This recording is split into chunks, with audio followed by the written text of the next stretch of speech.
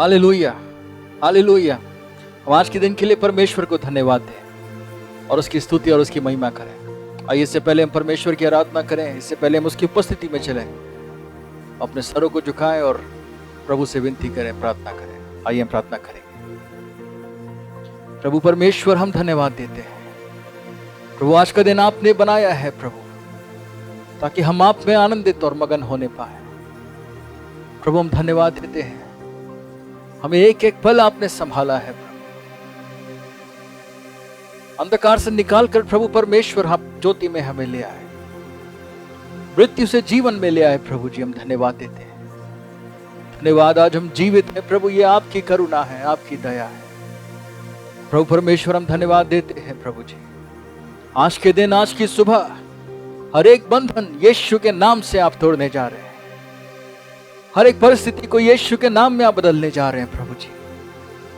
प्रभु आपके नाम में आपके सामर्थ्य कार्यों को, आश्चर्य कर्मों को अपने जीवन में आज के दिन हम अनुभव करने जा रहे हैं प्रभु। हम धन्यवाद देते हैं, हर एक जन को आपके हाथों में सौंपते हैं, हमें से हर एक पे पवित्र आत्मा कब्जा कर। धन्यवाद प्रभु जी, हम आपकी स्तुति और बड़ाई करते हैं प्रभु, और हृदय की गहराई से प्रभु आपको धन्यवाद देते हैं प्रभु यीशु के नाम में, आमीन, आमीन, हालेलुया। हम प्रभु की आराधना करेंगे, इस गीत को गाएंगे। सेनाओं का यहोवा हमारे संग संग है, याकूब का परमेश्वर हमारा ऊंचा गढ़ है। हालेलुया। परमेश्वर आज हमारे साथ है, और जब प्रभु हमारे साथ है, हमारा विरोधी कौन हो सकता है। अपनी सारी बातों को, तमाम चिंताओं को हम प्रभु के चरणों में उंडेल दें, और हम धन्यवाद के साथ, घोषणा करते हुए, विश्वास के साथ हम गाएं, सेनाओं का यहोवा हमारे संग संग है, याकूब का परमेश्वर हमारा ऊंचा गढ़ है। उसके आश्चर्य कर्मों को आज के दिन अपने जीवन में हम जरूर देखेंगे। हालेलुया। इस गीत को गाएंगे और उसकी आराधना करेंगे।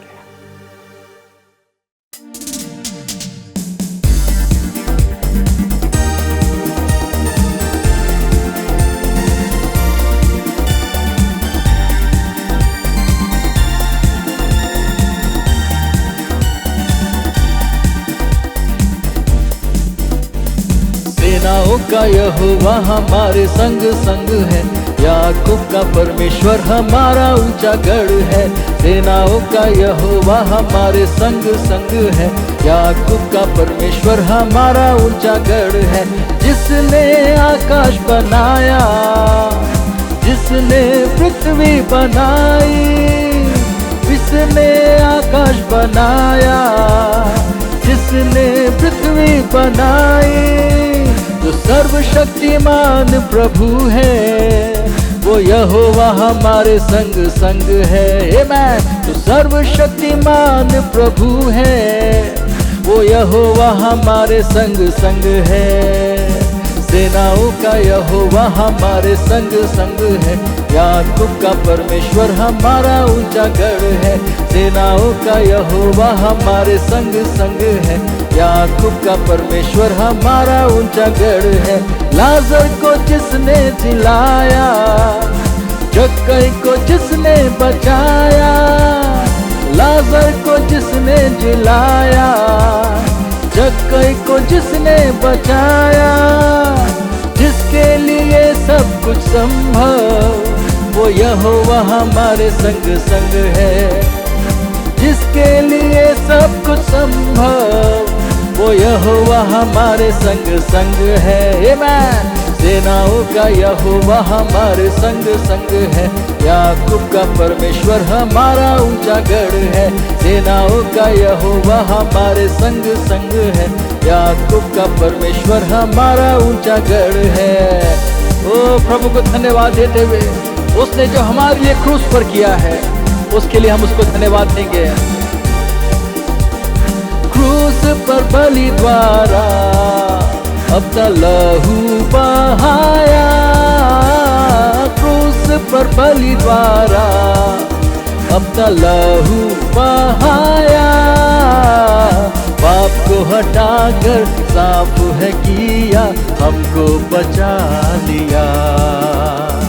पाप को हटाकर साफ है किया, हमको बचा लिया। हालेलुया स्तुति महिमा हमेशा यीशु मसीह को देंगे। हालेलुया स्तुति महिमा हमेशा यीशु मसीह को देंगे। Hallelujah hallelujah hallelujah hallelujah hallelujah hallelujah hallelujah hallelujah hallelujah hallelujah hallelujah hallelujah hallelujah. इस जीवन भर में सदा तुझको याद करूंगा।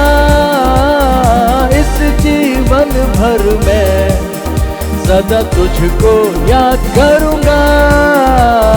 तेरी आत्मा पाके तेरी इच्छा जान के आगे ही बढ़ता रहूंगा। तेरी आत्मा पाके तेरी इच्छा जान के आगे ही बढ़ता रहूंगा। हालेलुया स्तुति महिमा हमेशा यीशु मसीह को देंगे। आमीन। हालेलुया स्तुति महिमा हमेशा यीशु मसीह को देंगे। Hallelujah hallelujah hallelujah hallelujah hallelujah hallelujah hallelujah hallelujah hallelujah hallelujah hallelujah hallelujah.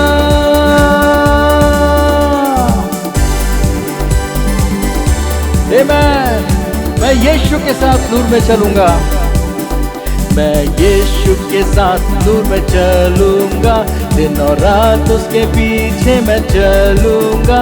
पीछे चलूंगा पता पाऊंगा। यीशु मेरा मुंजी मसलूब। मैं यीशु के साथ नूर में चलूंगा। दिन और रात उसके पीछे मैं चलूंगा। पीछे चलूंगा पता पाऊंगा। यीशु मेरा मुंजी मसलूब। चलते चलते नूर में यीशु के साथ, चलते चलते थामते यीशु का हाथ। नूर में मैं रहूंगा, फतेह पाऊंगा, मैं नूर में चलता रहूंगा। ओ प्रभु धन्यवाद देते हैं। मैं यीशु के साथ नूर में चलूंगा, कर अंधेरी राह में ना डरूंगा। पैर उठाऊंगा, दिल से गाऊंगा, यीशु मेरा मुंजी मसलूब। चलते चलते नूर में यीशु के साथ, चलते चलते थामते यीशु का हाथ। नूर में मैं रहूंगा, फतेह पाऊंगा, मैं नूर में चलता रहूंगा। ओ प्रभु धन्यवाद। मैं यीशु के साथ नूर में चलूंगा, जब कभी आवाज उसकी सुनूंगा, उससे कहूंगा तुझे सब दूंगा, यीशु मेरा मुंजी मसलूब। चलते चलते नूर में यीशु के साथ, चलते चलते थामते यीशु के हाथ। नूर में मैं रहूंगा, फतेह पाऊंगा, मैं नूर में चलता रहूंगा। चलते चलते नूर में यीशु के साथ, चलते चलते थामते यीशु का हाथ। नूर में मैं रहूंगा, फतेह पाऊंगा, मैं नूर में चलता रहूंगा। हालेलुया। ओ प्रभु यीशु धन्यवाद। हम उसकी आराधना करें, उसके नाम को ऊंचा उठाएं, अपने हृदय की गहराई से अपने आवाज़ों को उठाते हुए उसकी स्तुति और उसकी प्रशंसा करें, क्योंकि वो योग्य है। ओ हम प्रभु परमेश्वर को धन्यवाद देने पाए। उसे कहें, प्रभु आपकी इच्छा मेरे जीवन में पूरी हो। प्रभु जी, प्रभु आपकी इच्छा है कि मैं यीशु के समान बनने पाऊं। पवित्र आत्मा आज भी ये कार्य आप हमारे जीवन में कर रहे हैं प्रभु, अंश अंश करके प्रभु जी हमें प्रभु यीशु के स्वरूप और समानता में प्रभु आप बना रहे हैं, ढाल रहे हैं। धन्यवाद प्रभु जी। ओ यीशु अनुग्रह कर, पवित्र आत्मा अनुग्रह कर। हम अपने आप को आपके चरणों में अर्पण करते हैं, समर्पित करते हैं प्रभु जी, आपके वचन पर चलने के लिए, आपकी इच्छा को हमारे जीवन में पूरा होने देने के लिए। हमें अपने पुत्र प्रभु यीशु के समान बना पिता परमेश्वर। ओ हम धन्यवाद देते हैं प्रभु, यीशु के जैसा चरित्र, प्रभु यीशु जैसी सामर्थ्य हमारे जीवन में प्रभु पाए जाने पाए, संसार हमारे अंदर प्रभु यीशु को देखने पाए, और पिता आपकी बड़ी महिमा हो प्रभु जी। धन्यवाद यीशु, धन्यवाद प्रभु परमेश्वर, आपकी स्तुति और आपकी बड़ाई करते हैं।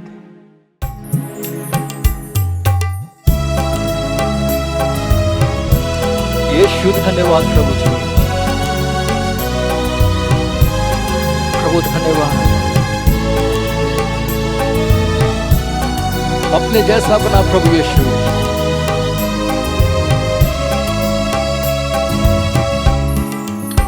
प्रभु यीशु तू मुझे अपने जैसा बना, तेरी तरह चल सकूं, तेरी तरह दिख सकूं। प्रभु यीशु तू मुझे अपने जैसा बना, तेरी तरह चल सकूं, तेरी तरह दिख सकूं। तेरी आवाज सुनूं, तेरे वचन पे चलूं, छोटी भेड़ की तरह तेरे पीछे मैं चलूं। तेरी आवाज सुनूं, तेरे वचन पे चलूं, छोटी भेड़ की तरह तेरे पीछे मैं चलूं। तेरी गवाही दूं, तेरी महिमा गाऊं, तेरे प्रेम को प्रभु सब में बांटा करूं। तेरी गवाही दूं, तेरी महिमा गाऊं, तेरे प्रेम को प्रभु सब में बांटा करूं। प्रभु यीशु तू मुझे अपने जैसा बना, तेरी तरह चल सकूं, तेरी तरह दिख सकूं। ओ प्रभु धन्यवाद प्रभु जी, यीशु धन्यवाद। प्रभु आपके समान बनने पाऊं प्रभु जी, मुझे छू प्रभु और मुझे बदल प्रभु। यीशु धन्यवाद प्रभु जी। प्यार तेरा प्रभु मुझे लुभाता रहे, आत्मा से तेरे जीवन मेरा भरता रहे। प्यार तेरा प्रभु मुझे लुभाता रहे, आत्मा से तेरे जीवन मेरा भरता रहे। तेरे स्वरूप में मैं हर पल ढलता रहूं, तेरे ही कद में प्रभु मैं बढ़ता रहूं। तेरे स्वरूप पल ढलता रहूं तेरे ही कदम में प्रभु, मैं बढ़ता रहूं। प्रभु यीशु तू मुझे अपने जैसा बना, तेरी तरह चल सकूं, तेरी तरह दिख सकूं। प्रभु यीशु तू मुझे अपने जैसा बना, तेरी तरह चल सकूं, तेरी तरह दिख सकूं। यीशु धन्यवाद प्रभु जी, अपने जैसा बना प्रभु जी। ओ प्रभु धन्यवाद, धन्यवाद प्रभु।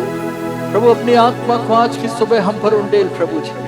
पवित्र आत्मा परमेश्वर हम आपके सन्मुख आते हैं प्रभु, हम में से हर एक को छू और हम पे कब्जा कर प्रभु। प्रभु हम आपसे मांगते हैं पिता परमेश्वर, अपनी आत्मा को उंडेल प्रभु परमेश्वर। वो आत्मा से भरकर प्रभु, आपके वचन से परिपूर्ण होकर प्रभु परमेश्वर अपने जीवन को हम जीने पाए प्रभु जी। हमारे जीवन के द्वारा प्रभु यीशु मसीह आप महिमा पाए, आपका राज्य बढ़ने पाए प्रभु जी। आपकी ज्योति प्रभु परमेश्वर सबके ऊपर प्रकाशित होने पाए। पवित्र आत्मा आप आइए प्रभु और हम पर कब्जा कीजिए। यीशु धन्यवाद, यीशु धन्यवाद प्रभु जी, धन्यवाद यीशु। प्रभु आपकी स्तुति करते हैं। यीशु धन्यवाद।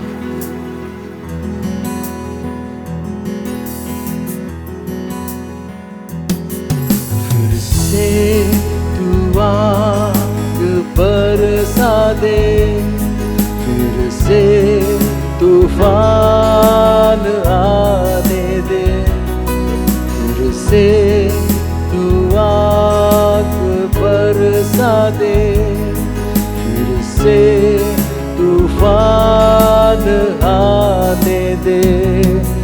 तेरी महिमा से, तेरी सामर्थ से फिर से तू अभिषेक कर दे। यीशु धन्यवाद प्रभु। फिर से तू आग बरसा दे, फिर से तूफान आने दे। महिमा से, तेरी सामर्थ से फिर से तू अभिषेक कर दे। पवित्र आत्मा, पवित्र आत्मा, प्रभु से कहे पवित्र आत्मा, पवित्र आत्मा, पवित्र आत्मा, पवित्र आत्मा, पवित्र आत्मा। यीशु धन्यवाद प्रभु, धन्यवाद प्रभु परमेश्वर।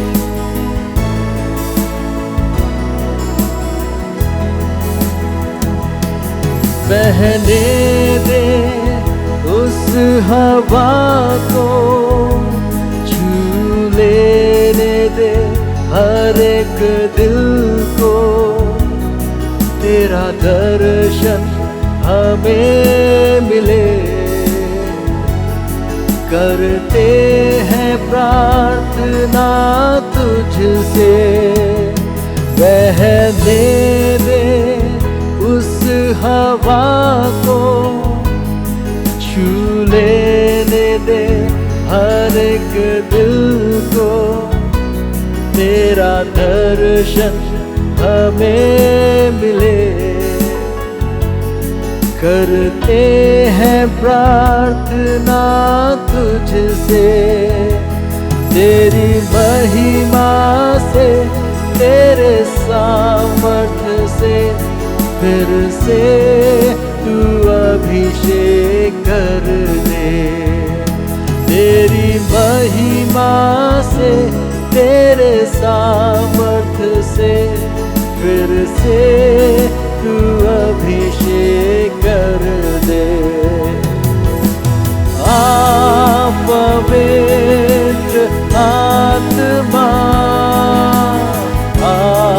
पवित्र आत्मा, पवित्र आत्मा, पवित्र आत्मा। ओ पवित्र आत्मा का स्वागत करें। प्रभु से कहें, प्रभु पवित्र आत्मा, आपके बिना हम कुछ नहीं कर सकते, ना तो बल से ना शक्ति से, पर मेरे आत्मा के द्वारा परमेश्वर कहता है। वो अपने हाथों को इसीलिए हम उठा कर कहेंगे, पवित्र आत्मा प्रभु आप आए और मेरे जीवन को अपने कब्जे में ले। प्रभु परमेश्वर धन्यवाद प्रभु जी। पवित्र आत्मा, पवित्र आत्मा, पवित्र आत्मा, पवित्र आत्मा, पवित्र आत्मा, पवित्र आत्मा, पवित्र आत्मा, पवित्र आत्मा, पवित्र आत्मा। यीशु धन्यवाद प्रभु। तू बदल दे मेरे मन को, दे आशीष इस जीवन को। तेरी करुणा हम पे बरसे, अपने मार्ग पे चला हमको। तू बदल दे मेरे मन को, दे आशीष इस जीवन को। तेरी करुणा हम पे बरसे, अपने मार्ग पे चला हमको। तेरी महिमा से, तेरे सामर्थ्य से फिर से तू अभिषेक कर दे। मैं तेरी महिमा से, तेरे सामर्थ्य से फिर से तू अभिषेक कर दे। आप पवित्र आत्मा, आप पवित्र आत्मा, आप पवित्र आत्मा, आप पवित्र आत्मा, आप पवित्र आत्मा, पवित्र आत्मा, पवित्र आत्मा, पवित्र आत्मा, पवित्र आत्मा,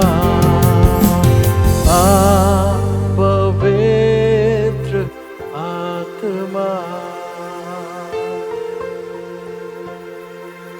धन्यवाद प्रभु परमेश्वर। पवित्र आत्मा धन्यवाद प्रभु, आपकी उपस्थिति के लिए धन्यवाद प्रभु जी। धन्यवाद प्रभु परमेश्वर, आप बड़े सामर्थ्य कार्यों को हमारे जीवन में करने जा रहे हैं। एक नया कार्य प्रभु आज की सुबह, आज के दिन आप हमारे जीवन में करने जा रहे हैं प्रभु। प्रभु हम अपने आप को आपके हाथों में देते हैं प्रभु जी, अपने आप को आपके चरणों में अर्पण करते हैं प्रभु परमेश्वर। प्रभु आपका वचन हमारे जीवन में जब बोया जाता है तो वो फलवंत होने पाए प्रभु, देधारी होने पाए। धन्यवाद प्रभु परमेश्वर, इस समय को आपके हाथों में सौंपते हैं। धन्यवाद, हम में से बहुतों के जीवन में आपने एक बड़ा कार्य भी किया है। धन्यवाद, इस समय को आपके हाथों में दे देते हैं प्रभु यीशु मसीह के नाम, आमीन। ये समय है कि अब हम परमेश्वर के वचन से पढ़ेंगे भजन संहिता 99 और 100, साम्स 99 एंड 100 चैप्टर। यहोवा राजा हुआ है, देश देश के लोग कांप उठें, वह करूबों पर विराजमान है। पृथ्वी डोल उठे, यहोवा सिय्योन में महान है, और वह देश देश के लोगों के ऊपर प्रधान है। वह तेरे महान और भय योग्य नाम का धन्यवाद करें। वह तो पवित्र है, राजा की सामर्थ्य न्याय से मेल रखती है। तू ही ने सच्चाई को स्थापित किया, न्याय और धर्म को याकूब में तू ही ने लागू किया है। हमारे परमेश्वर यहोवा को सराहो और उसके चरणों की चौकी के सामने दंडवत करो। वह पवित्र है। उसके याजकों में मूसा और हारून और उसके प्रार्थना करने वालों में से शमूएल यहोवा को पुकारते थे और वह उनकी सुन लेता था। वह बादल के खंभे में होकर उनसे बातें करता था और वे उसकी चेतावनियों और उसकी दी हुई विधियों पर चलते थे। हे हमारे परमेश्वर यहोवा, तू उनकी सुन लेता था। तू उनके कामों का बदला तो लेता था, तो भी उनके लिए क्षमा करने वाला परमेश्वर था। हमारे परमेश्वर यहोवा को सराहो और उसके पवित्र पर्वत पर दंडवत करो, क्योंकि हमारा परमेश्वर यहोवा पवित्र है। हे सारी पृथ्वी के लोगों, यहोवा का जय जयकार करो, आनंद से यहोवा की आराधना करो। जय जयकार के साथ उसके सम्मुख आओ। निश्चय जानो कि यहोवा ही परमेश्वर है। उसी ने हमको बनाया और हम उसी के हैं। हम उसकी प्रजा और उसकी चराई की भेड़ें हैं। उसके फाटकों से धन्यवाद और उसके आंगनों में स्तुति करते हुए प्रवेश करो। उसका धन्यवाद करो और उसके नाम को धन्य कहो, क्योंकि यहोवा भला है। उसकी करुणा सदा के लिए और उसकी सच्चाई पीढ़ी से पीढ़ी तक बनी रहती है। परमेश्वर अपने वचन के पढ़े जाने और सुने जाने पर आशीष दे। आमीन। Hallelujah. Praise the Lord. I thank God for having given me this privilege to preach His word in this blessed morning. आज सुबह इस आशीषित रविवार के दिन और सुबह के समय परमेश्वर के वचन को आपके सामने लाने के लिए प्रभु ने अनुग्रह किया है। उस अनुग्रह के लिए मैं प्रभु को धन्यवाद देता हूं। आप सब लोग सही सलामत से रहेंगे, ये मेरे विश्वास है, और प्रभु आपके साथ हैं। और ये भी मेरे विश्वास है कि आप प्रभु के साथ साथ चल रहे हैं और प्रभु ने आपको चंगाई दिया है और आपके दिलों में शांति और आनंद दिया है। आप प्रभु के बेटे बेटी हैं और इसलिए आज सुबह दिल के गहराई से दिल खोलकर परमेश्वर की महिमा के लिए आपके सबको प्रभु यीशु मसीह के मधुर नाम में मैं आपके शुभकामनाएं देता हूं और आशीर्वाद देता हूं। परमेश्वर आपके संग रहकर आशीष दे, अनुग्रह करें। आइए परमेश्वर के वचन पे हम चलेंगे। पिछले रविवार में मैंने कहा था कि लोग परमेश्वर के बिना ग्रहण के वे लोग हैं, विश्वासी लोग हैं। अपने विश्वास को छोड़कर जाने के कारण क्या है? कई लोग विश्वास को छोड़कर और परमेश्वर से दूर चले जाते हैं। शुरू में प्रभु यीशु को उन्होंने ग्रहण किया, लेकिन उसके बाद समय आते आते क्या उनका आत्मिक जीवन में कुछ और रुकावट आ जाता है। आने के बाद वो प्रभु यीशु को छोड़ देते हैं। प्रभु यीशु पर जो विश्वास रखे हुए थे वो उस विश्वास नहीं कर पाते हैं। इसके कारण क्या है, मैंने कुछ बातें बताया, 3 बातें पिछली बार बताया। पहले उस 3 बातों को मैं हाईलाइट संक्षेप में उसको मैं बताना चाहता हूं। उसके बाद क्या आगे हम बढ़ेंगे।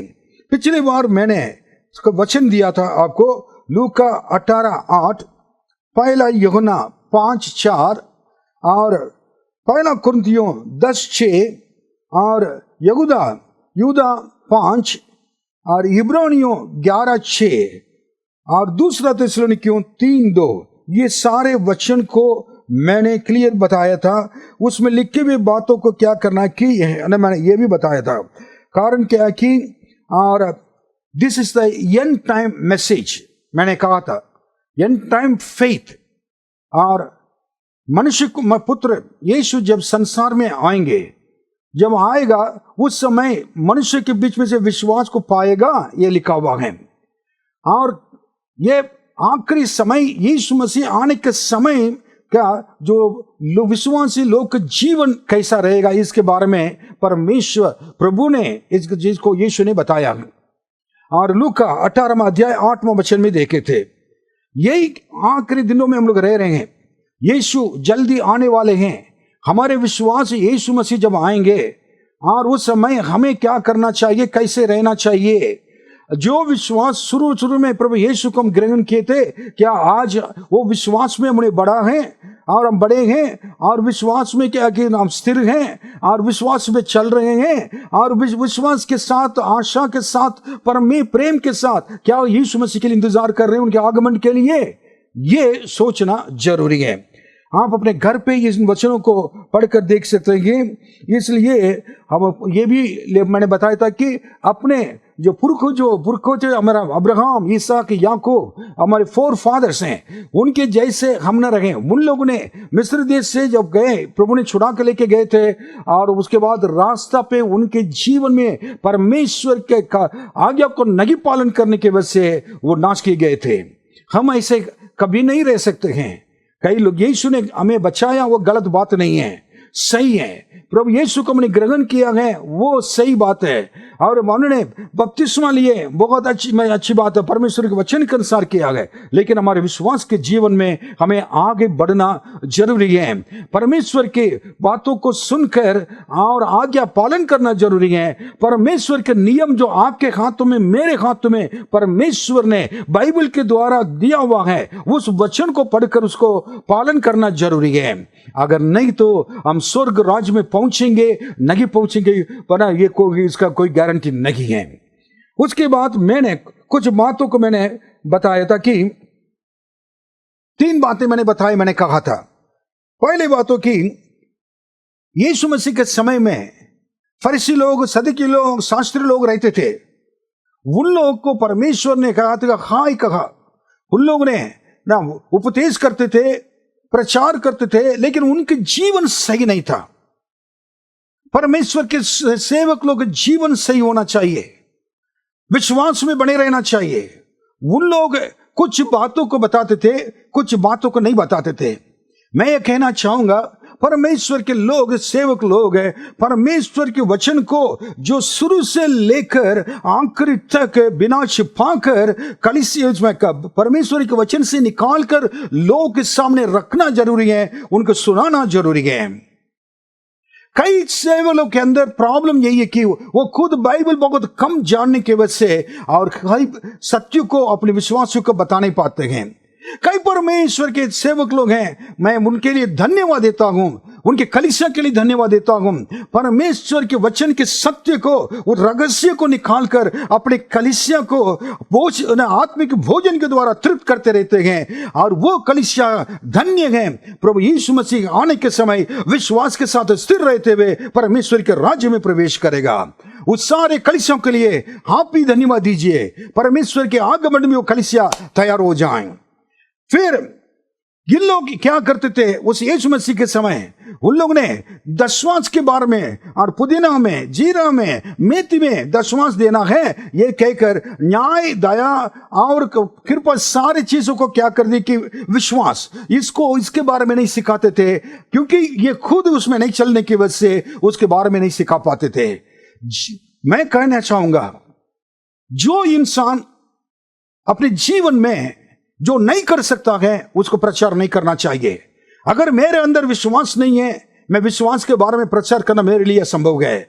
मेरे अंदर ये काम करना है, मैं कहने से पहले वो काम मुझे करना बहुत जरूरी है। आज्ञा पालन करो कहने आसान है, लेकिन हम आज्ञा पालन करते नहीं करते हैं। जो आज्ञा पालन करने वाले व्यक्ति ही आज्ञा पालन के बारे में सिखा सकता है। आप मेरे साथ सहमत होंगे इसके लिए। इसलिए मेरे विश्वासियों, मेरे भाई बहन, आप ये चीज को समझ लें। हमारे ये विश्वास, बाइबल में यीशु ने कहा था कि उसको भी करना, दशमांश भी देना है, और विश्वास, न्याय और दया को भी क्या करना है, दिखाना है, और ये बहुत जरूरी है कहा। देन उसके बाद मैंने कहा था कि हम हमेशा समस्या के ऊपर हमेशा ध्यान देते हैं।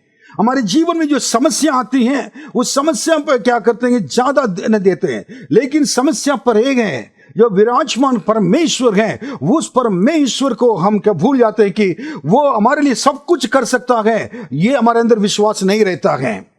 आज सुबह मैं कहना चाहता हूं, आपके जीवन में कोई भी समस्या हो, आप अपने समस्या को देखकर यीशु मसीह के चेले और यीशु मसीह के साथ नाव में जा रहे थे, लेकिन यीशु मसीह उनके साथ रहते हुए और समस्या हल करने वाले यीशु मसीह से बातें नहीं करते थे, लेकिन अपने समस्या के बारे में बातें करते थे। आखिर में यीशु जाकर सो गए थे। यीशु जब सो गए थे, आंधी तूफान को भी मालूम हो गया कि अब यीशु सो गए, अब ये सारा 12 चेलों को पकड़कर हम गिरा देंगे, मार डालेंगे।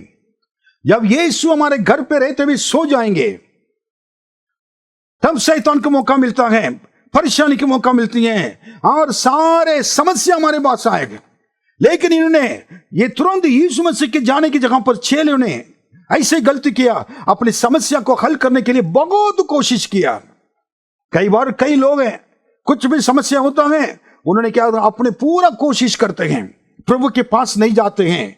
आपके जीवन में जो भी समस्या हो, आप फर्स्ट प्रभु के पास जाकर आप अपने परिवार गिर जाएं, प्रभु के सामने कहें, प्रभु जी मुझे और हम लोग को अब बचाइए कहें, और प्रभु तुरंत आकर क्या करेंगे, मदद करेंगे। जब नाव डूबने लगे, इसमें समुद्र में, पानी में डूबने लगे, तब उस समय यीशु को याद आया। आखिरी समय यीशु को याद करना ठीक नहीं है। उस 10 कुंवारी में 5 मूर्ख स्त्रियों थे। उन्होंने क्या किया था कि आधी रात में ना, उनको सब कुछ वो जैसे करते थे, बाकी स्त्रियां वैसे करके ये भी आते थे, लेकिन वो जैसे तैयार होते थे वैसा तैयार वो करने आते थे।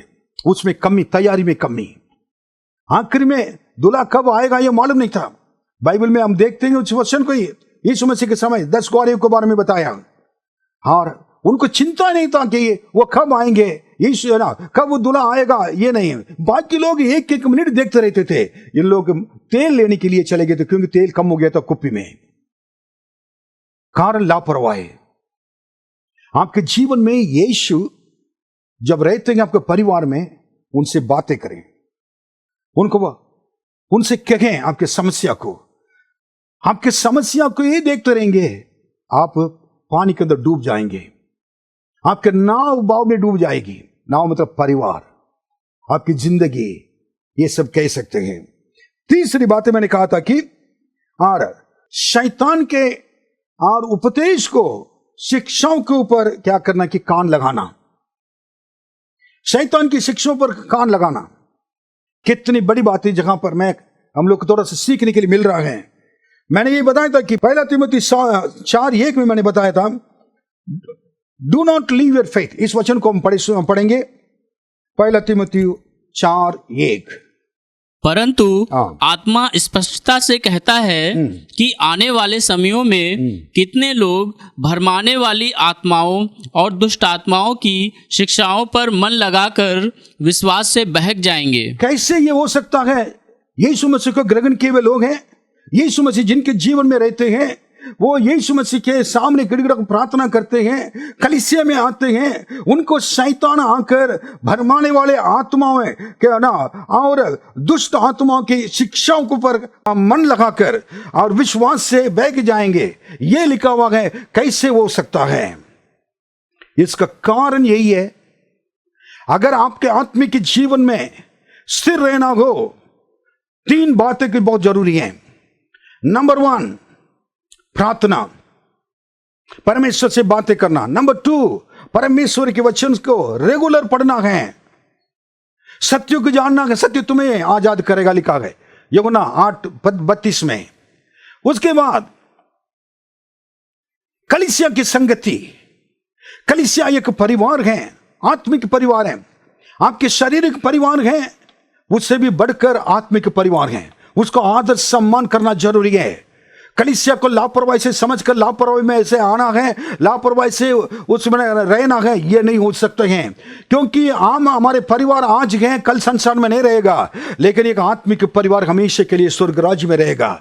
इसलिए हम अपने आप को तैयार करना जरूरी है, इस आत्मिक संगति में बना रहना जरूरी है। एक दूसरे की गवाह, एक दूसरे के प्रार्थना के साथ, एक दूसरे के और एक उत्साहित करने की वजह से, समझाने की वजह से, और आत्मिक पिता पास्टर के बातों को सुनकर आज्ञा पालन करने की वजह से, हम सब मिलकर प्रभु के लिए, उनकी महिमा के लिए कुछ काम करने की वजह, सेवा करने की वजह से स्वर्ग राज्य खुश हो जाएगा एक दिन। और यीशु जब आएंगे उस कलीसिया को पसंद करेंगे, ये मेरा दुल्हन है, ये कलीसिया मेरी पसंद की कलीसिया है कहकर वो वापस ले जाएंगे इस संसार से उस कलीसिया को।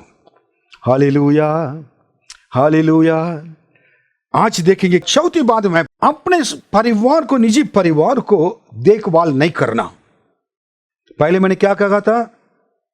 आत्मिक की जीवन से ज्यादा व्यवस्था की बातों के, आत्मिक जीवन व्यवस्था क्या मैंने बोला? और आत्मा के फल में प्रेम, विश्वास, उसको यीशु चाहते हैं हर एक व्यक्ति बढ़े पेड़ की तरह, उसके बाद तो फल लाएं। विश्वास एक आत्मा का फल है। अगर वो नहीं है, आत्मिक जीवन बेकार है, और उसके बाद आपने दशवांश दीजिए, कुछ भी दीजिए, वो इतना परमेश्वर के इतना कुछ नहीं होंगे।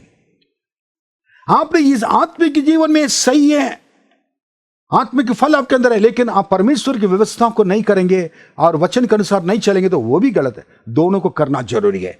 दूसरी बात है, अपनी समस्या के ऊपर ध्यान नहीं देना, समस्या को हल करने वाला मेरा प्रभु यीशु के ऊपर ध्यान देना। तीसरी बात मैंने बताया, शैतान के उपदेश को, शिक्षाओं पर क्या कान लगाना, क्योंकि और वो उसका कान लगाकर अपने विश्वास को नहीं खोना है। कई लोग अंतिम दिनों में ऐसे होंगे। एक चेतावनी है आपके लिए, हमारे लिए। क्यों कलीसिया में लोग कल कम आते हैं? कलीसिया होते कई जगहों पर लोग क्या करते हैं, आते हैं, उसके बाद ना एक हफ्ता छोड़कर दूसरे हफ्ते में आते, दूसरे हफ्ता छोड़कर। बिल्कुल दुख की बात है। परमेश्वर के लोग ऐसा कभी नहीं कर सकते हैं। प्रभु से प्रेम करने वाले लोग कभी ऐसा नहीं कर सकते हैं। परमेश्वर की सभा में परमेश्वर हैं, वो उस परमेश्वर का कभी नहीं छोड़ सकते हैं।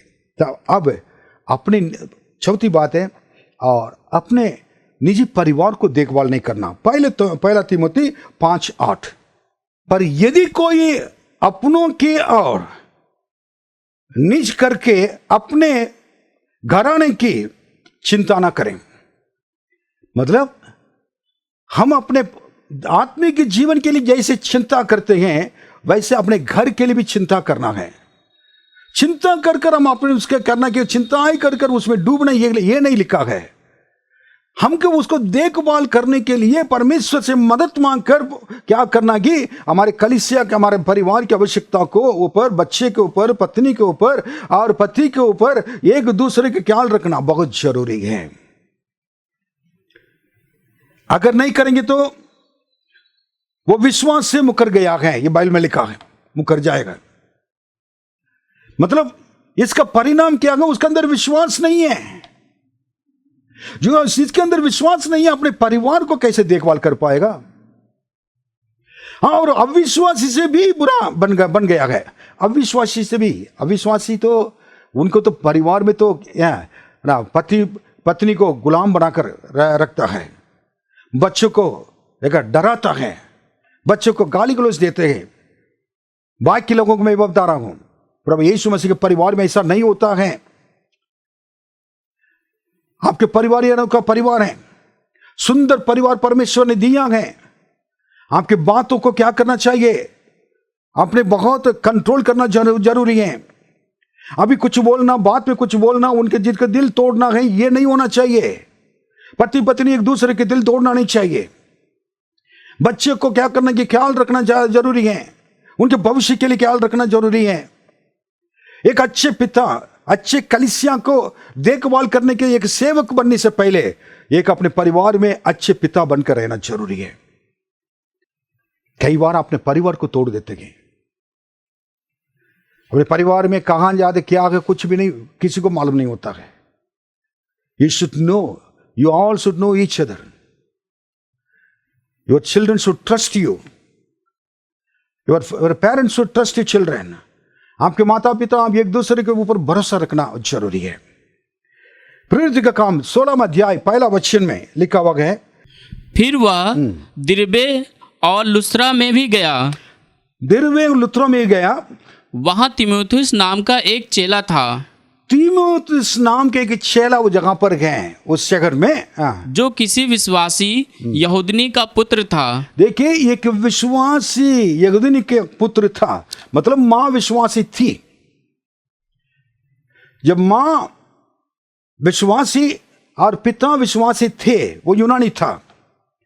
अब देखिए, ये जहां पर हमें ये देखने के लिए मिल रहा है, एक विश्वासी पिता, विश्वासी मां का बेटा तीमुथियुस, और तीमुथियुस पौलुस का एक चेला था।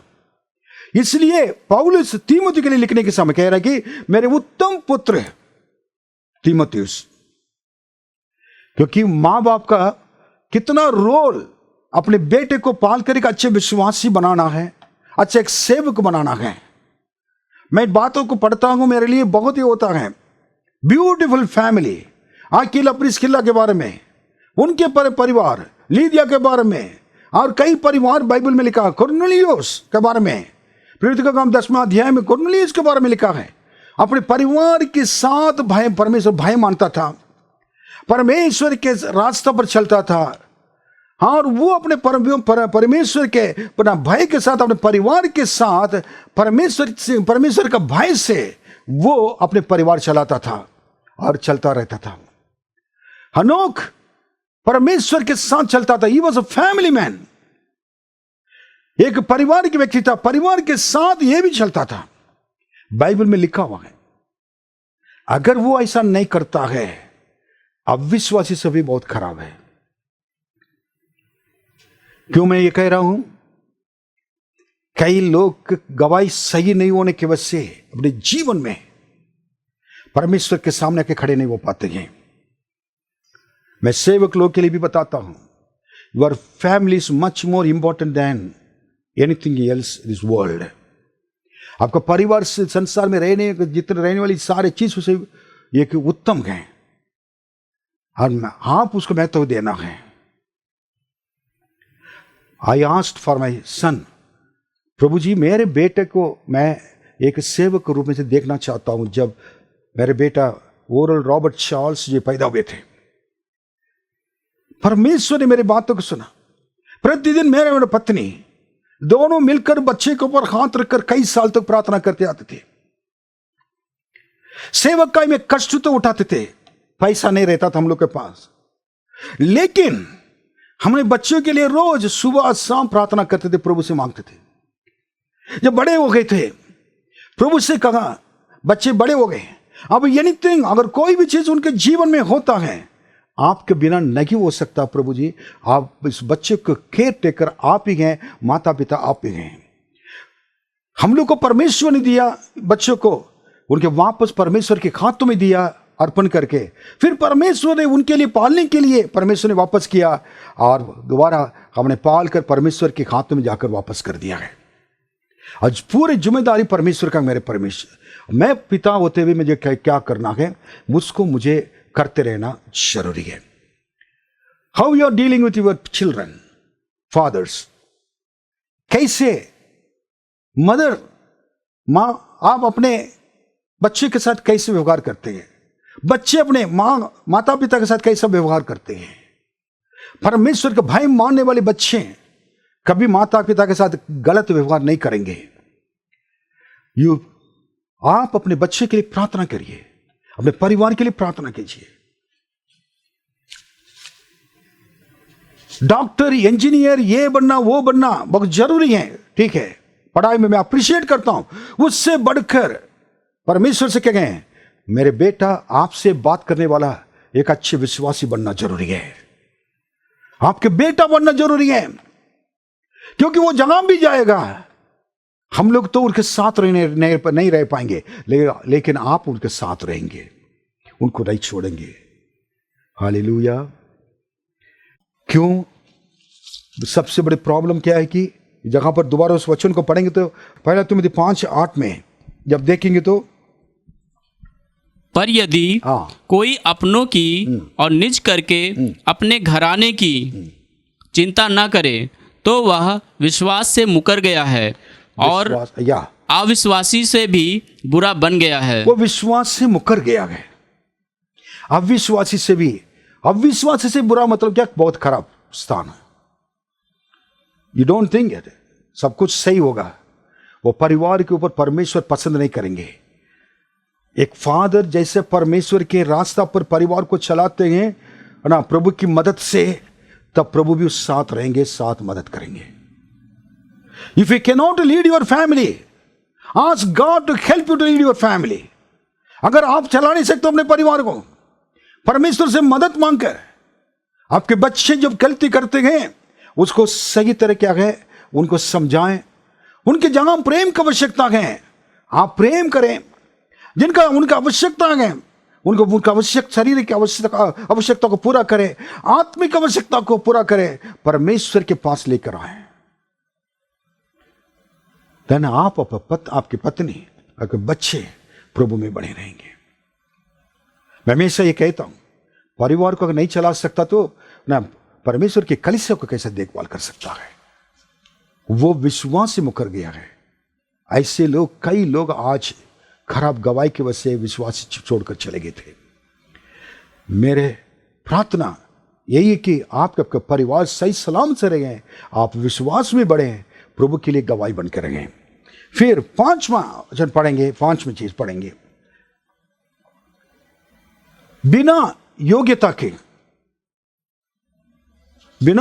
क्या करना है कि प्रभु की सेवा करना है। बिना योग्यता के क्या करना? प्रभु की सेवा करना, बिना योग्यता के, विदाउट क्वालिफिकेशन डूइंग मिनिस्ट्री। इस वचन को पढ़िए, मैं बता रहा हूं, पहला तिमोथी 5वां अध्याय में 11-12वां वचन पढ़ें।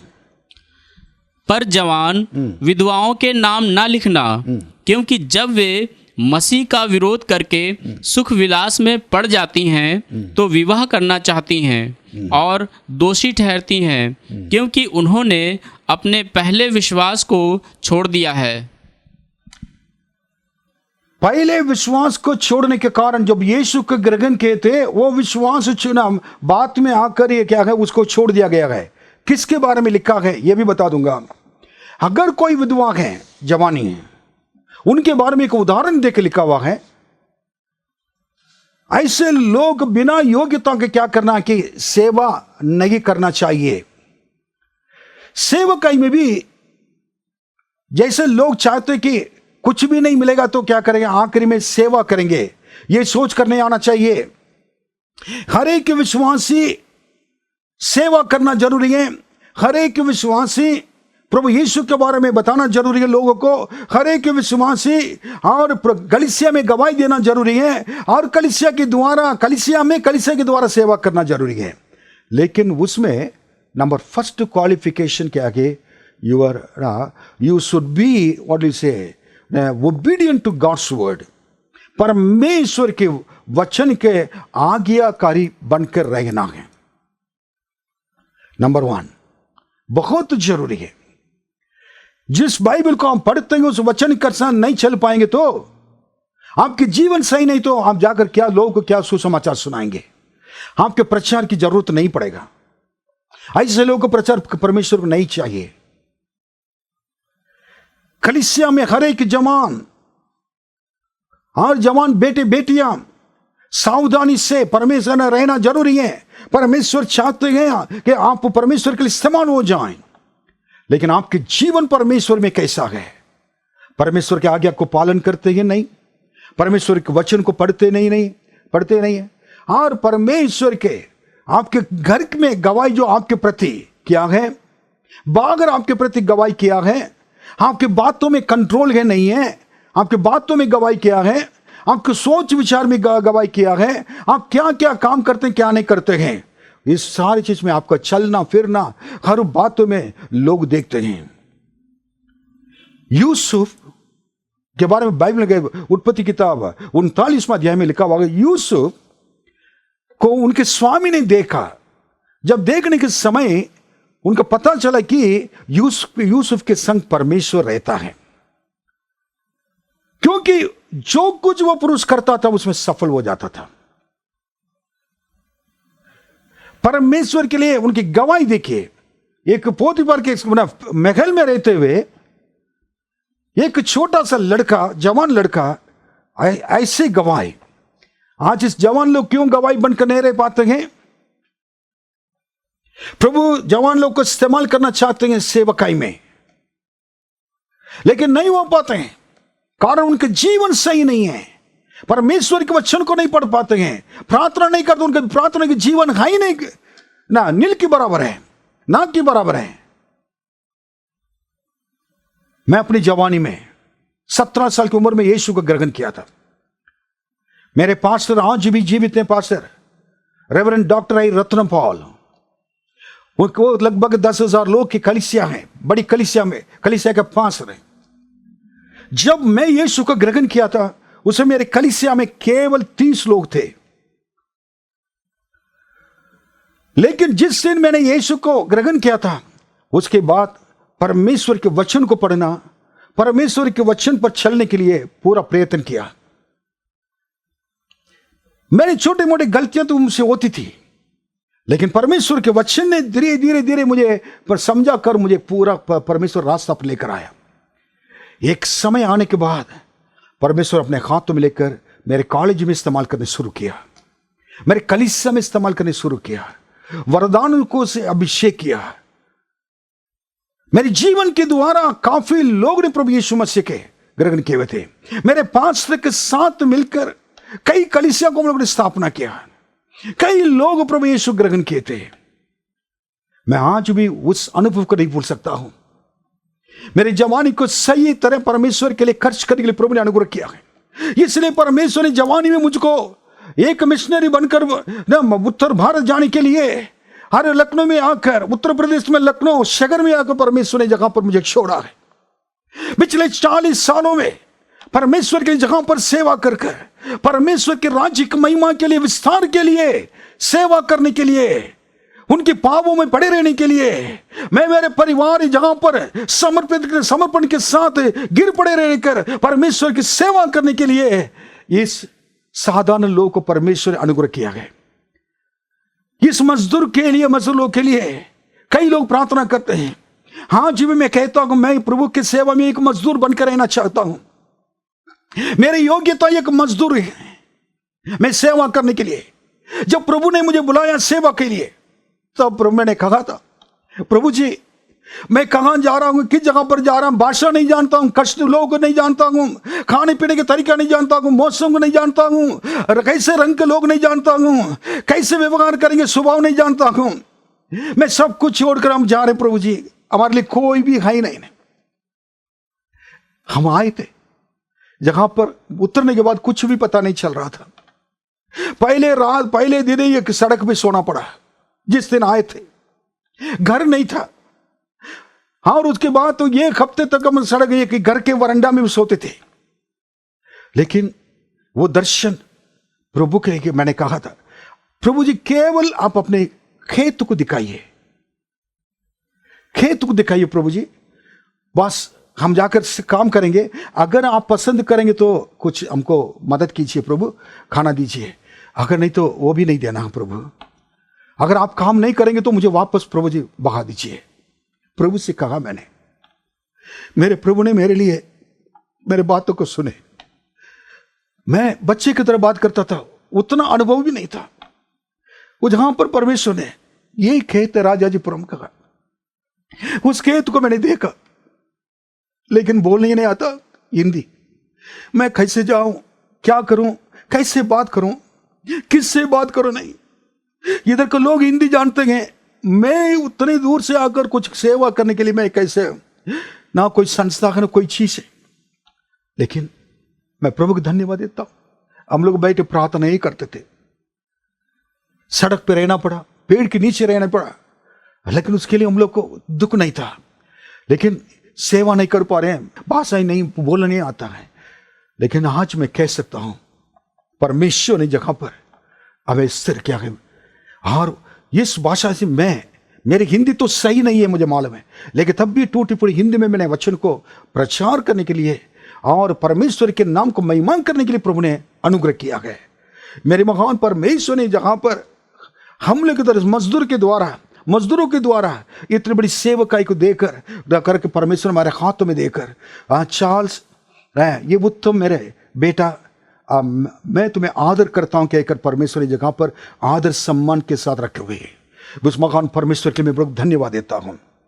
मेरे प्रियो, क्यों मैं कहता हूं कि अपनी गवाही क्यों नहीं बताया, क्यों बता रहा हूं। इब्रानी की किताब 5वां अध्याय 4वां वचन पढ़िए। Ibrani the book of Hebrew chapter 5 verse 4। यह आदर का पद, ये सेवा आदर का पद है, कोई अपने आप से नहीं लेता। ये कोई अपने आप को लेना बहुत मुश्किल है, जब तक कि हारून के समान परमेश्वर की ओर से ठहराया न जाए। जब तक कि हारून के समान परमेश्वर के ओर से, और हारून के नाय और परमेश्वर के ओर से ठहरा न जाए। ठहराया नहीं जाए मतलब क्या? परमेश्वर सेवा देता है। God gives the ministry. प्रेरित के काम 20वां अध्याय 24वां वचन पौलुस कहता है अपने लोगों को, the book of Acts chapter 20 verse 24। परंतु मैं अपने प्राण को कुछ नहीं समझता कि उसे प्रिय जानूं, वरन यह कि मैं अपनी दौड़ को और उस सेवा को पूरी करूं जो मैंने परमेश्वर के अनुग्रह के सुसमाचार पर गवाही देने के लिए प्रभु यीशु से पाई है। कह रहा पौलुस, जो सेवकाई परमेश्वर से मैंने पाई है, उस सुसमाचार प्रचार करने के लिए उसको पूरा करना है। इसके मतलब क्या है? सेवा परमेश्वर देता है। बाइबल कॉलेज नहीं है, भाई कहीं ना और कोई चीज नहीं है, उधर ट्रेनिंग होती है, परमेश्वर के वचन को सिखाया जाता है। वो जगह पर आप बाइबल कॉलेज इसमें रहकर हाँ परमेश्वर के साथ संगति करेंगे, आपको दर्शन और बोझ दर्शन सब कुछ वो जगह पर मिल सकता है। उस समय परमेश्वर कई लोगों को पढ़ाता भी है, परमेश्वर दर्शन को प्रकट करते हैं, बताते हैं, दर्शन दिखाते हैं, अपने बातों को उन सामने प्रकट करते हैं। लेकिन सेवा तो परमेश्वर ही देता है। उस सेवकाई को परमेश्वर से पाकर जो करता है वो आखिरी तक उस सेवा में बने रहता है। अपने पेट पालने के लिए सेवा नहीं होती है, सेवा नहीं कर सकते हैं।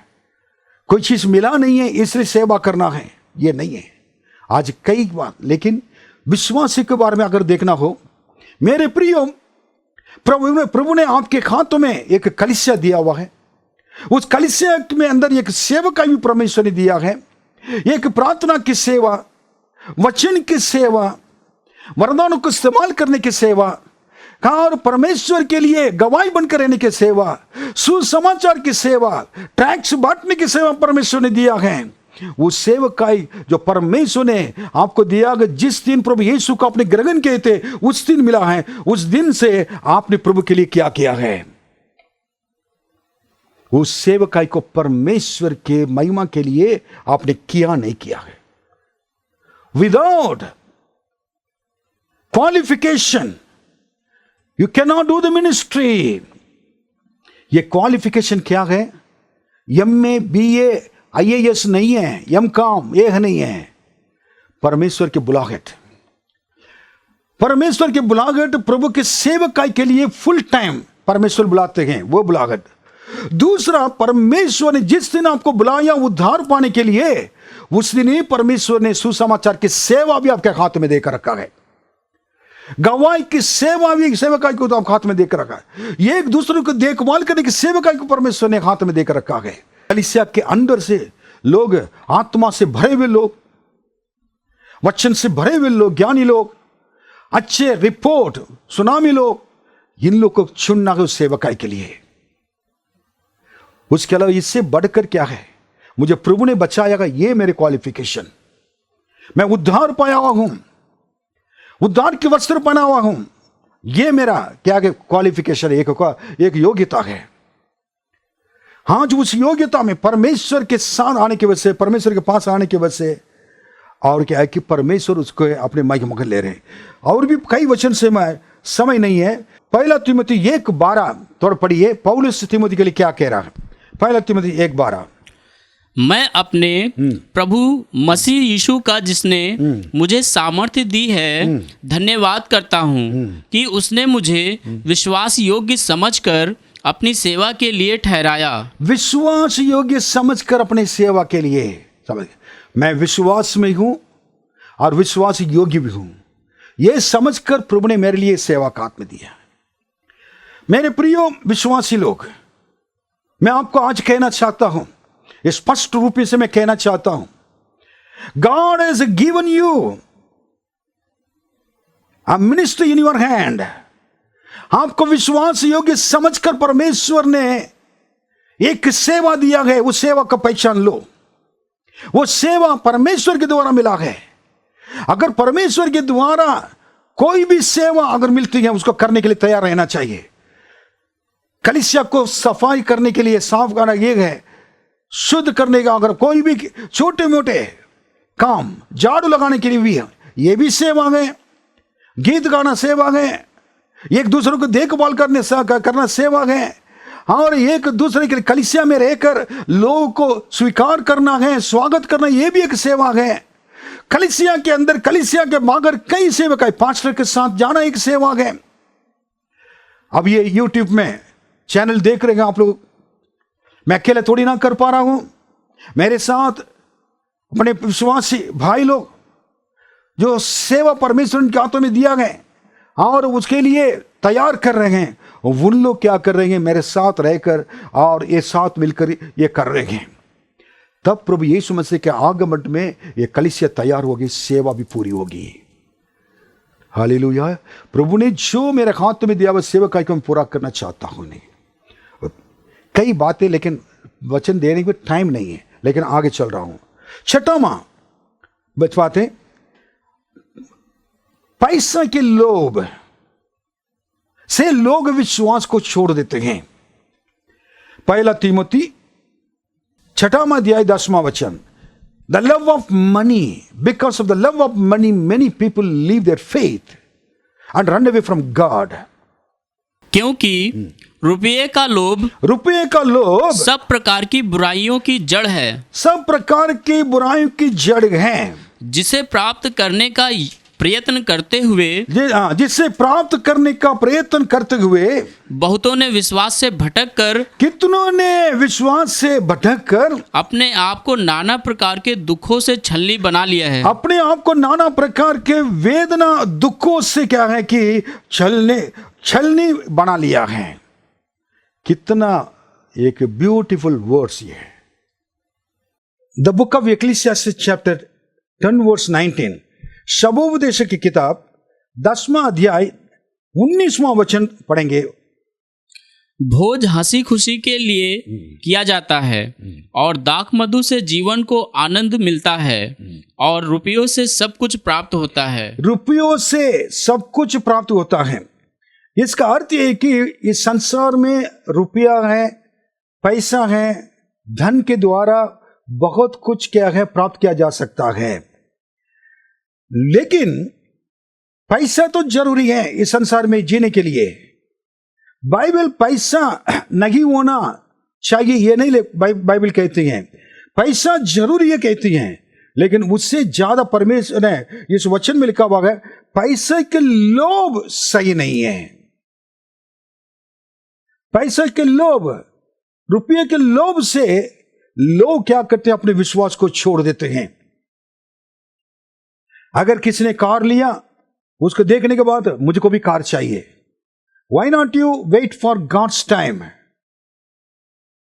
परमेश्वर के समय के लिए क्यों इंतजार नहीं कर सकते? एक ने घर बनाया, मैं भी घर बनाऊं, लोन ले लो। आखिर में लोन नहीं दे पाओगे, गाड़ी का आकर छीन के लेके चले आता है और घर भी चले जाती है और सड़क पे आ जाते हैं। मेरे प्रियो, पैसा हर चीज में मदद नहीं कर सकता है। पैसा जरूरी है। पैसे के लोभ, शैतान क्या है, पैसे के लोभ को दिखाकर लोगों को विश्वास से दूर कर देता है। आज संसार में पैसा पैसा पैसा पैसा पैसा पैसा पैसा। मलेशिया देश में कहते हैं सिंगापुर में कमाओ, मलेशिया में उड़ाओ खाओ, ऐसे कहते हैं। ऑस्ट्रेलिया में कमाओ, बाली में, इंडोनेशिया में, बाली जगह पैराडाइज कहते हैं, पर लोग स्वर्ग कहते हैं, पैराडाइज उधर उड़ाओ। ये रुपया के लोभ होने की वजह से लोग नाना प्रकार की पापों में बढ़ जाते हैं। पाप अंदर आ जाता है। पैसे के खेल, गंदे गंदे काम कर कर पैसे के लोभ की वजह से एक दूसरे को मार देते हैं। पैसे के लोभ की वजह से बहुत बहुत भयानक चीज हो जाती है। भाई भाई को नहीं देखता है, माता पिता को नहीं देखते हैं बच्चे। प्रॉपर्टी के चक्कर में, पैसे के चक्कर में एक दूसरे को मार देते हैं। ये सब पैसा के लोभ है। इसके वजह विश्वास को छोड़ देते हैं। जो विश्वास को छोड़ देते हैं उनके जीवन में नाना प्रकार की वेदना, दुख आकर उसको कब्जा कर लेता है। फिर हर समय क्या करता, पीड़ा पीड़ा पीड़ा पीड़ा पीड़ा से दुख होता रहता है। अब हम क्या करना चाहिए? आपको और एक वचन पढ़ाएंगे तो आपको याद आएगा, मैं बताऊंगा। उसी सबोपदेश किताब में ही 5वां अध्याय 10वां वचन पढ़िए। The book of Ecclesiastes chapter 5 verse 10। जो रुपये से प्रीति रखता है, जो रुपये से प्रीति रखता है, वह रुपये से तृप्त ना होगा, वो रुपये से तृप्त नहीं होगा। और न जो बहुत धन से प्रीति रखता है, और न जो बहुत धन से प्रीति रखता है, लाभ से यह भी व्यर्थ है। पैसे वाला धन जिसके पास अधिक होता है उसे तृप्त नहीं होता है। मेरे प्रियो, आप हर चीज खरीद सकते हैं। डॉक्टर के पास जाकर, डॉक्टर मुझको शांति नहीं है, ये पैसा ले लीजिए, 1 लाख रुपया दे रहा हूं, मुझको शांति दे दीजिए। अगर कहेंगे तो डॉक्टर शांति दे पाएंगे? शांति किसी से भी मिल नहीं सकती है। पैसे के द्वारा शांति नहीं मिल सकती है। डॉक्टर जितना कर सकते हैं सब कुछ करेंगे। हमारे देश के डॉक्टर लोग के लिए मैं धन्यवाद देता हूं। इंडिया के डॉक्टर जाने माने बहुत बड़े डॉक्टर्स होते हैं, सारी दुनिया में फेमस होते हैं, लेकिन वो भी कुछ समय के बाद कहेंगे it is not in my hand, ये मेरे हाथ में नहीं है। मेरे दोस्त एक डॉक्टर है इधर, उनके घर पे मैं, उनके क्लिनिक में मैं गया हुआ था। जब अंदर प्रवेश करते हुए मैंने देखा, उसमें लिखा हुआ था कि I treat but God heels, ऐसा लिखा हुआ था। मैं तो आपको क्या करता हूं, ट्रीटमेंट देता हूं, मैं आपको दवाई देता हूं, लेकिन चंगाई तो ईश्वर देता है। डॉक्टर, उस डॉक्टर को धन्यवाद देता हूं, he is a great man now. उन्होंने ऐसे वर्ड लिखा है, वो मेरा मित्र है, लेकिन वो आशीषित हैं। उन्होंने सच बातों को उन्होंने क्या कि लिखा है, सच्चाई को लिखा। God is the only healer not doctor कहकर वो लिख रहे थे। मैं क्या आखिर में कहना चाहता इसमें, इस बातों में, मेरे प्रियो, परमेश्वर आशीष देता है। परमेश्वर के आशीष इंसान को धनवान बना देता है। परमेश्वर का आशीष हमेशा बना रहता है धर्मी जन के सिर पे, उनके परिवार के ऊपर। परमेश्वर के आशीष को कोई क्या नहीं कर सकता है कि न छीन नहीं सकता है। अगर प्रभु के हाथों में पैसे के लिए, धन के लिए, संपत्ति के लिए, हर आशीषों के लिए प्रभु के सामने अपने आप को समर्पित करके जब चलेंगे, तो बाइबल में लिखा है कि मत्ती 6:33 में, पहला प्रभु के राज्य को तुम खोजो, जब सारे धन दौलत आशीषें तुम्हारे पीछे पीछे क्या क्या खोलेगा, तुम्हारे पीछे पीछे आएगा। All things shall be added unto you, तुमको दे दिया जाएगा। प्रभु ही है। What do you think? हमेशा संसार में आपको पास अगर 1 करोड़ रुपया, 2 करोड़ रुपया, 4 करोड़ रुपया अगर होगा, तो कुछ समय के बाद क्या होता है, वो भी खत्म हो जाएंगे। लेकिन धन दौलत आशीष देने वाला, पैसा देने वाला, रुपया देने वाला अगर प्रभु यीशु आपके साथ रहेंगे, तो वो हमेशा के लिए मिलता रहेगा। हमेशा आप धनी कहलाए जाएंगे। इस संसार में जितने धनी लोग हैं, एक दिन अगर दुनिया खत्म हो जाएगा, तो बम डाल दिया जाएगा, तो फिर गरीब हो सकते हैं, उनका बिजनेस लॉस हो सकता है।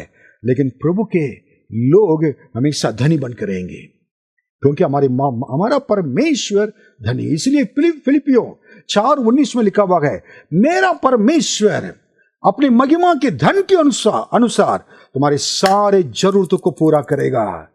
महिमा के धन के अनुसार मतलब वो धनी परमेश्वर हैं, उनके बेटा मैं भी धनी हूं। मैं विश्वास के साथ ये कह सकता हूं, आपको भी कहना है, आप कहिए हालेलुया। आशीष आपके घर के ऊपर आए। जिस संसार में प्रभु ने जो आशीष दिया, वो प्रभु के लिए दे। प्रभु और देता जाएगा, और देता जाएगा, और देता जाएगा, बहुत आशीषें मिलेंगी। ओके, 2 बातें संक्षेप में बताकर मैं खत्म करूंगा। दैट इज, और आप पढ़िए, व्यर्थ बातें,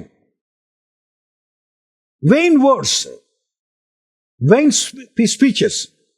1 तीमुथी 6वां अध्याय 20वां वचन। हे तीमुथियुस, इस धरोहर की रखवाली कर, और जिस ज्ञान को ज्ञान कहना ही भूल है, उसके अशुद्ध बकवाद और विरोध की बातों से परे रहे। बकवाद और विरोध की बातों से क्या है, परे रखें, मतलब क्या है, दूर रखें।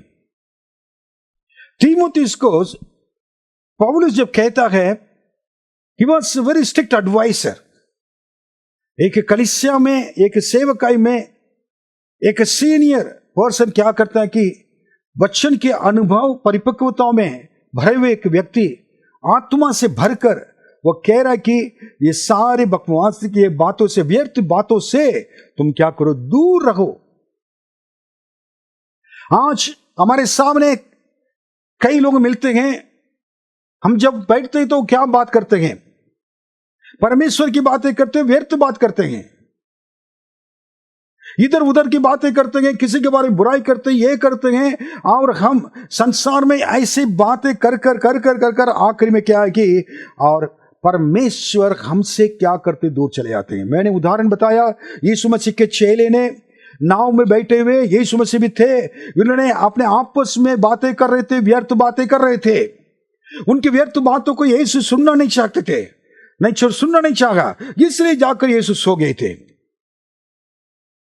हम लोग, कोई भी हमारे पास आकर कुछ करता कहता कि खराब बात इनके बारे में, उनके बारे में, इनके बारे में, उनके क्या, उनके लिए प्रार्थना करेंगे, आप दूसरी बात कहिए, बस खत्म हो गया। उसके बाद आपके पास आए ना आए कोई बात नहीं। व्यर्थ बातों के लिए आप कभी क्या नहीं करना कि मौका नहीं देना है। घर पे भी कभी कभी टेंशन की बात आ जाती है, पति पत्नी के बीच में, बहन लोग के बीच में, भाई लोग के बीच में, बच्चे के परिवार के बीच में व्यर्थ बातें आ जाती हैं, मारपीट हो जाता है।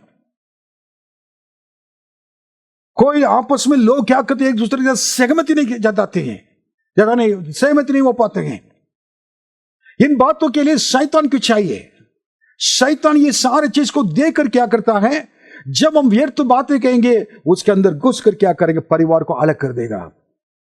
मेरे प्रियो, जितने परिवार अगर अलग हुआ हो, टूट गया हो, कामों से नहीं हुआ है, बातों से, व्यर्थ बातों से हुआ है, यह मानना पड़ेगा। पति पत्नी के बीच में एक दूसरे को न क्या करते, गलत समझना, संदेह करना, एक दूसरे की बातों को नहीं मानना है। पति कहते कि मैं बड़ा हूं, पत्नी कहती कि रहो तुम क्या बड़ा, मैं बड़ी हूं, हाँ तुम्हारी बात कैसे मानना है। और पत्नी कहती है, बच्चे कहते हैं आपकी बात को क्यों मानना है।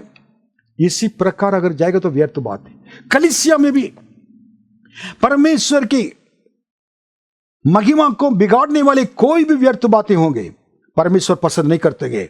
उस व्यक्ति के ऊपर परमेश्वर की क्रोध आता है। जब भी आपके मुंह से निकलने वाले कोई भी बातें परमेश्वर की महिमा की बातें हो जाएं।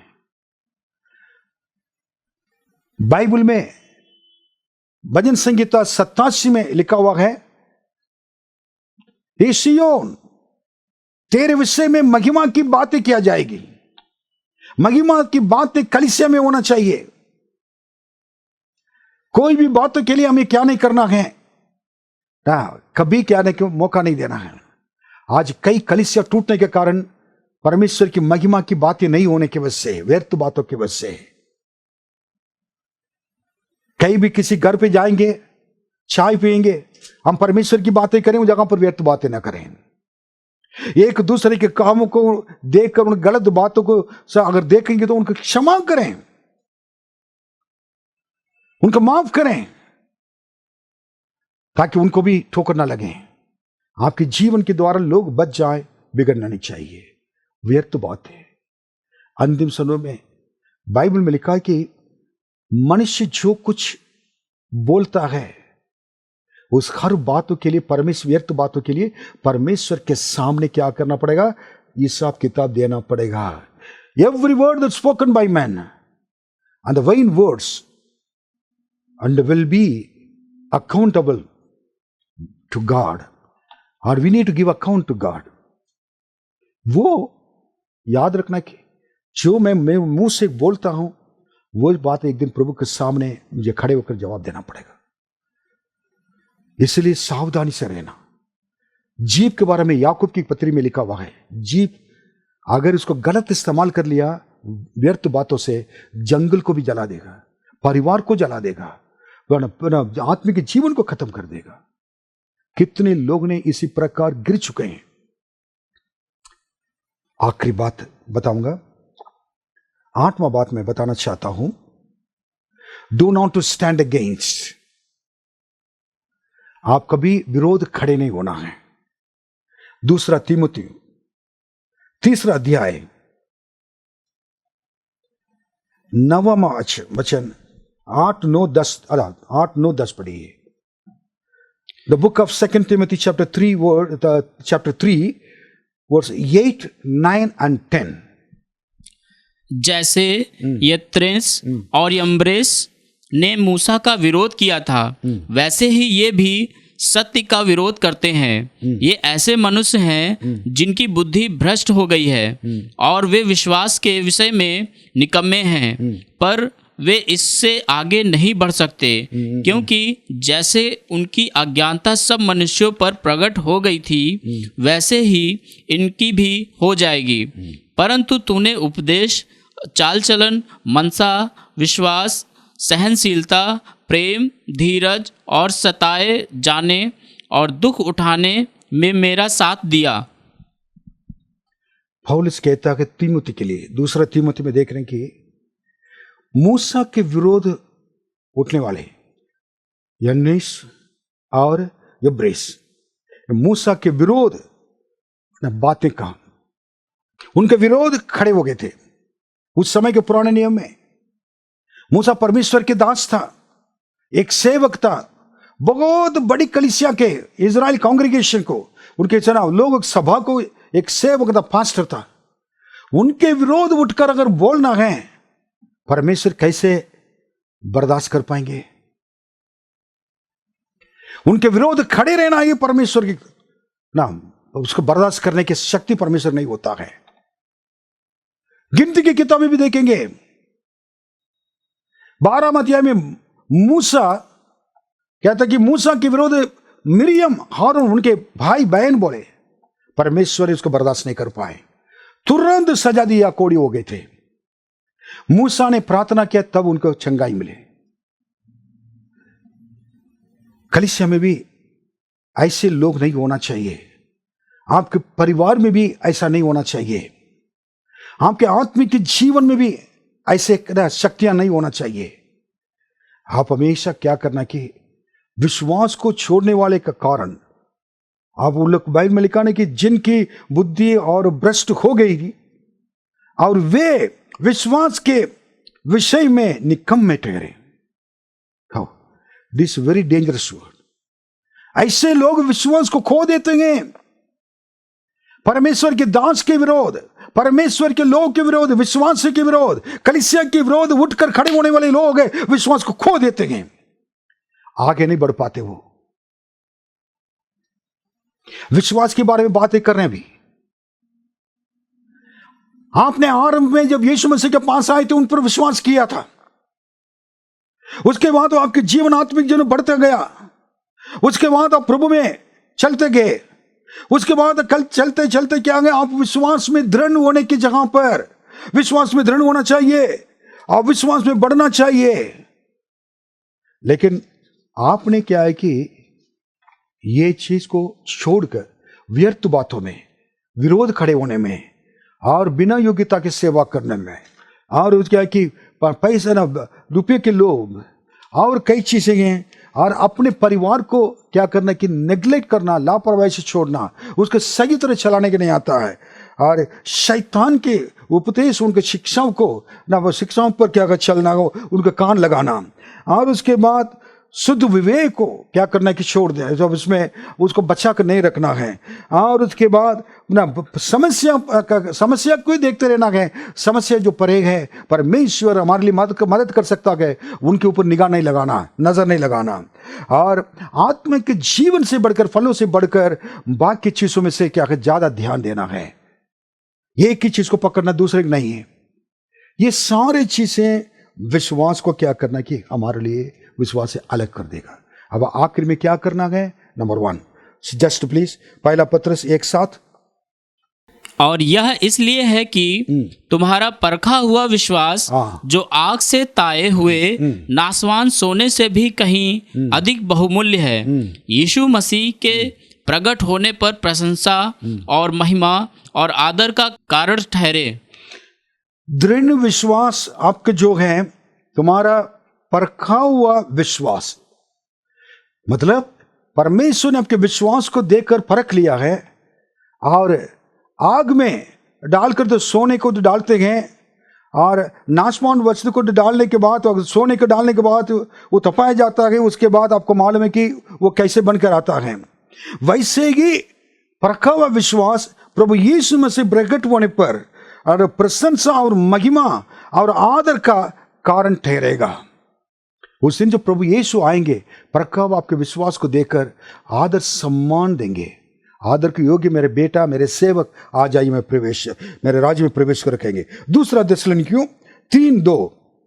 और हम टेढ़े और दुष्ट मनुष्यों से बचे रहें, क्योंकि हर एक में विश्वास नहीं। टेढ़े और दुष्ट मनुष्य से बच के रहें, क्योंकि हर एक में क्या नहीं है? विश्वास नहीं है। हालेलुया। इसलिए जो विश्वास नहीं करता कि उनको ऊपर धोखा, उनको ऊपर अपने विश्वास को न रखे। और प्रेरित के काम 14:22, the book of Acts chapter 14 verse 22। और चेलों के मन को स्थिर करते रहे हाँ, और यह उपदेश देते थे कि विश्वास में बने रहो।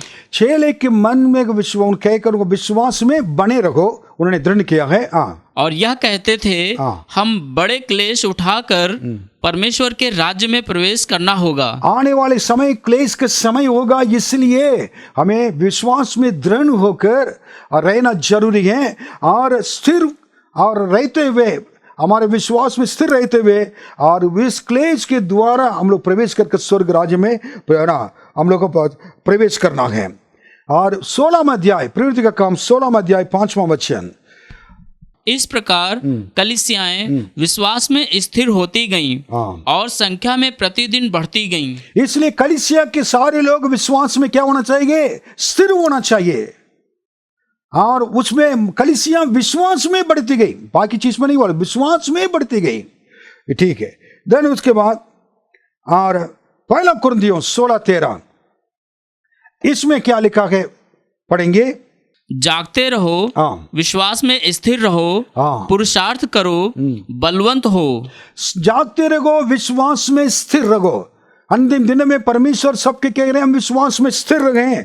आप पढ़िए, पौलुस कहता है ना, कुलिस्सियों के चैप्टर 1:22, कुलिस्सियों 1:22, उसने अब उसकी शारीरिक देह में मृत्यु के द्वारा तुम्हारा भी मेल कर लिया, ताकि तुम्हें अपने सम्मुख पवित्र और निष्कलंक और निर्दोष बनाकर उपस्थित करे। इस वचन के साथ दूसरा अध्याय 5 और 7वां वचन भी पढ़िए। ये सबको मैं क्या कर रहा हूँ, कनेक्ट कर रहा हूँ। हाँ। यद्यपि मैं शरीर के भाव से तुमसे दूर हूँ, तो भी आत्मिक भाव से तुम्हारे निकट हूँ और तुम्हारे व्यवस्थित जीवन को और तुम्हारे विश्वास की जो मसीह में है दृढ़ता देखकर प्रसन्न होता हूँ। ओ, फिर 7वां वचन, और उसी में जड़ पकड़ते, उस विश्वास में, देखिए तुम्हारे विश्वास को, जीवन को, दृढ़ विश्वास को, जीवन को देखकर मैं क्या करता हूँ, क्योंकि ये सारे चीज से एडवाइस करते करते आखिरी में क्या है कि विश्वास के बारे में बता रहा है। इसलिए उस विश्वास में दृढ़ हो जाओ, उसके बाद उसी में जड़ पकड़ते और बढ़ते जाओ, और जैसे तुम सिखाए गए वैसे ही विश्वास में दृढ़ होते जाओ, और विश्वास में दृढ़ होते जाओ, और अधिक धन्यवाद करते रहो। अधिक से अधिक क्या करना है? धन्यवाद देते रहो। आखिरी वचन, दूसरा तिमोथी 4 अध्याय उसका 7वां वचन, मैं अच्छी कुश्ती लड़ चुका हूँ, मैंने अपनी दौड़ पूरी कर ली है, मैंने विश्वास की रखवाली की है। ये दूसरा तिमोथी 4:7 में लिखा हुआ है, मैं अच्छी कुश्ती लड़ चुका हूँ। पौलुस कहता है मैंने अपनी दौड़ पूरी कर ली है, मैंने अपने विश्वास की क्या है? रखवाली भी की है। आप कह पाएंगे, हम कह सकते हैं पौलुस एक परमेश्वर के बहुत बड़ा दास सेवक आखिर में कह रहा है कि मेरे जीवन में जितने कष्ट, परेशानियां, मुसीबत सब आए, उसमें से मेरे विश्वास में हटा नहीं। विश्वास से दूर ले जाने वाली कई चीजें मेरे जीवन में आए, लेकिन उसको कुश्ती लड़कर आत्मिक कुश्ती लड़कर उसको मैंने क्या कर दिया कि उसको दूर करके अपनी दौड़ को मैंने पूरा कर लिया है। और उसके बाद क्या है कि मैं अपने विश्वास को रखवाली कर लिया है। सबके पास पर अपने अपने विश्वास हैं। आपके पास आपके विश्वास जो प्रभु पर हैं, मेरे विश्वास है। अंतिम दिनों में प्रभु यीशु जल्दी आने वाले हैं, मैंने कहा था, उसके लिए हमको तैयारी कर रहे हैं। अपने विश्वास को ना छोड़ें, विश्वास में दृढ़ हो जाएं, विश्वास में बने रहें। प्रभु यीशु आ रहा है। पौलुस तरह हम भी एक दिन कहेंगे मैंने अच्छी कुश्ती लड़कर ना, मैंने अपनी दौड़ को पूरी कर ली और मैं अपने विश्वास की रखवाली कर लेंगे। प्रभु आपको आशीष दें। और आइए हम प्रार्थना करेंगे। सब लोग अपने आंखें बंद रखें। महान प्रभु, इस समय के लिए मैं आपको धन्यवाद देता हूं राजा। इस सत्य को आपने हम लोग को बताया है। अंतिम दिनों में विश्वास से दूर ले जाने वाले शक्तियां हमारे पास आएंगे, ताकि हम आपके वचन को नहीं पढ़ सकें, आपके साथ नहीं रह सके, और प्रभु आपके साथ साथ चल नहीं सके, और कलीसिया ना जा सके। प्रार्थना नहीं कर सके, ये सारी प्रभु के लिए सेवा नहीं कर सके, सारी चीजें आई। विश्वास जिनके अंदर है उनके विश्वासी कहते हैं, जो यीशु पर विश्वास किया हो। उस विश्वास में बढ़ते जाना जरूरी है, रुकना नहीं है। विश्वास को पूरा करना जरूरी है।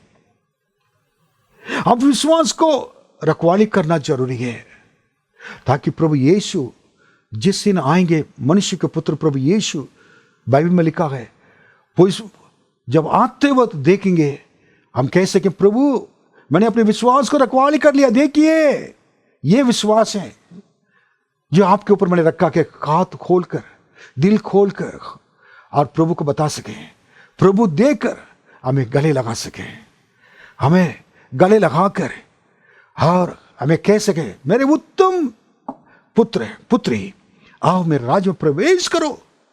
मेरे आने तक तुमने ये विश्वास को नहीं छोड़ा जो मेरे ऊपर रखा था, जो विश्वास आपने मेरे ऊपर रखा हो, ये आदर किए हैं, मैं तुम्हें देकर बहुत खुश हूं, कहकर हम सबको, हमारे कलीसिया को भी स्वर्ग राज्य में लेके जा सके। उस दिन आनंद ही आनंद होगा। प्रभु यीशु के साथ हमेशा के लिए मगन होकर खुशियां मनाएंगे। प्रभु आपके बच्चों को, आपके बेटे बेटियों को जो वचन सुन रहे हैं, सबके ऊपर आपके आशीष का हाथ रखें, अनुग्रह कर, सबके संग रहकर प्रभु जी मदद कर, अपने विश्वास को रखवाली करें। कई लोगों ने विश्वास में नहीं है, कई लोग विश्वास को छोड़ दिया है, कई लोग विश्वास में दूर हो गए। शुरू में यीशु पर विश्व के रखे हुए विश्वास नहीं है, वापस उनको लेकर आइए प्रभु जी। उनके बांध कर रखने वाले अंधकार की शक्तियों को यीशु के नाम में तोड़ देते हैं। आप उनको प्रभु जी वापस आपके पास लेकर आइए। फिर से एक बार आप पर विश्वास करें, विश्वास में चले, और प्रभु जी दृढ़ होकर उस विश्वास को रखवाली करें। सबके ऊपर आपके आशीष का हाथ रखे। धन्यवाद, यीशु के नाम में मांगते हैं, आमीन। हमारे पिता परमेश्वर का प्रेम, प्रभु यीशु मसीह का अनुग्रह, पवित्र आत्मा की सहभागिता हम सबों के संग हमेशा होती रहे। आमीन। प्रभु आपको आशीष दे।